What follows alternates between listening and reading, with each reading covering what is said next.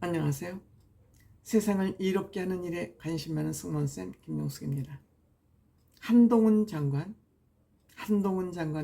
능력 있고 똑똑한 법무부 장관이라는 이미지를 넘어서 참 아름다운 남자다 라는 생각을 갖게 합니다.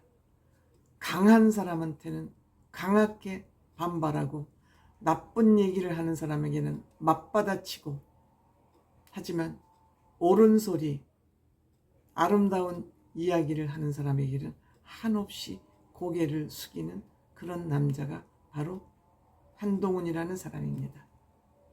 강자한테 강하고 약자한테 약한 그런 아주 바람직한 인간상이 한동훈 장관 아닌가 생각합니다.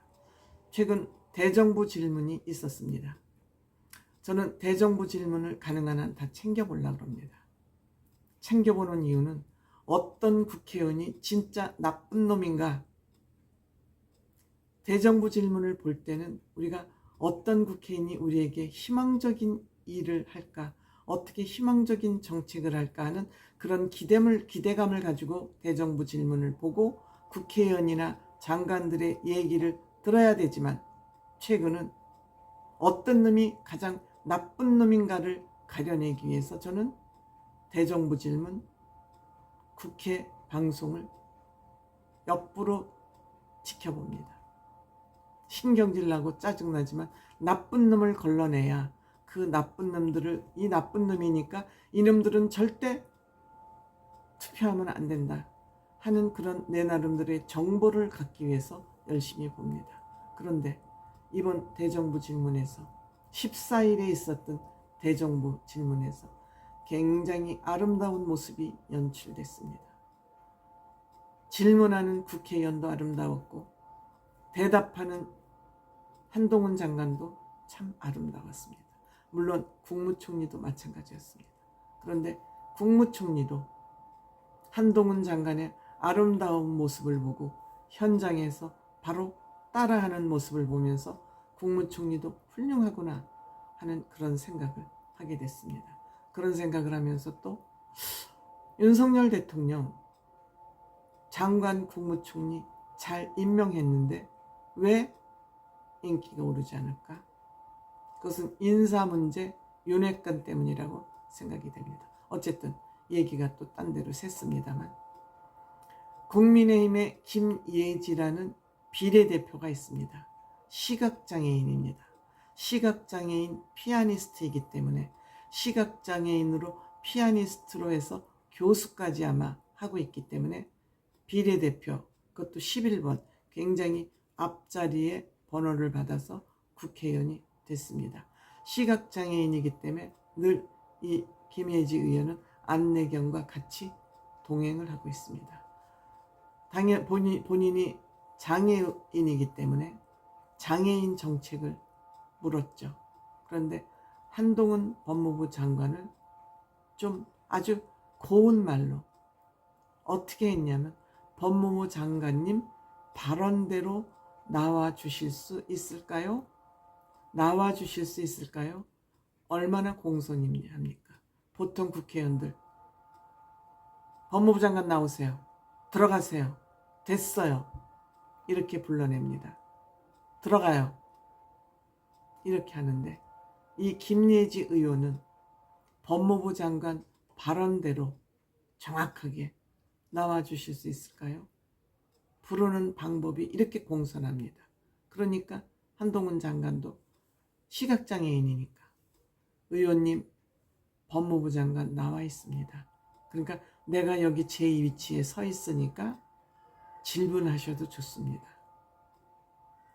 저는 이 광경을 보면서 눈물이 흘렀습니다. 감동의 눈물입니다.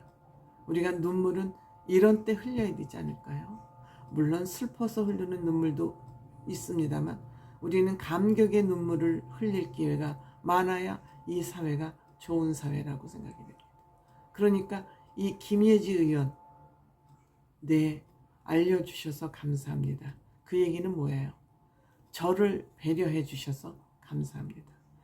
여기에 다른 질문이 오가지 않아도 이 장관과 국회의원의 이 자세 하나로 이 대정부 질문 끝난 겁니다. 정책 질문 안 해도 끝난 겁니다. 그 다음에 국무총리 또 발언대로 나와주실 수 있을까요? 또 불렀습니다. 그러니까 한덕수 총리 발언대에 쓰자마자 네, 국무총리 발언대에 나왔습니다. 이렇게 대답을 해요. 그러니까 김혜지 의원도 네, 감사합니다. 이렇게 하자 이 대정부 질문이 전 언론의 화제가 됐습니다. 대정부 질문은 이렇게 하는 거예요, 병신들아.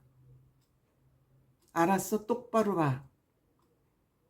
물론 김혜지 의원이 국민의힘의 의원이기 때문에 이렇게 했을까요? 아니죠. 국민의힘이기 때문에 서로 정부 여당 관료들한테 이렇게 상냥하고 공손하게 했을까요? 그렇다면 여기서 끝났을 텐데 김혜지 의원 발언이 끝나고 나서 마무리 발언에 한동훈 장관에게 부탁합니다. 코이라는 물고기가 있습니다. 어항 속에서 기를 때는 10cm밖에 못 자라지만 수족관에서 키우면 30cm로 자라고 강물에서 자랄 때는 1m까지 성장을 합니다. 이 얘기는 뭐예요? 환경에 따라서 이렇게 물고기가 작을 수도 있고 클 수도 있다. 그러니까 우리 장애인들에게 장애를 가지고 있지만 우리 장애인들이 마음 놓고 발전할 수 있는 그런 법을 좀 많이 만들어 달라. 특히 장애인들이 억울한 일이 있어서 경찰 조사를 받아서 경찰 조사에서 혐의 없음, 당신 이 고소한 거 의미 없어, 그리고 딱 무혐의 처리를 해버리면 어디다 하소연할 것이 없습니다. 예전에는 경찰에서 혐의 없으면 다음 단계로 검찰로 가면 되는데 지금은 검찰에 가서 하소연할 그런 수단이 끊겼다. 검수완박으로 인해서.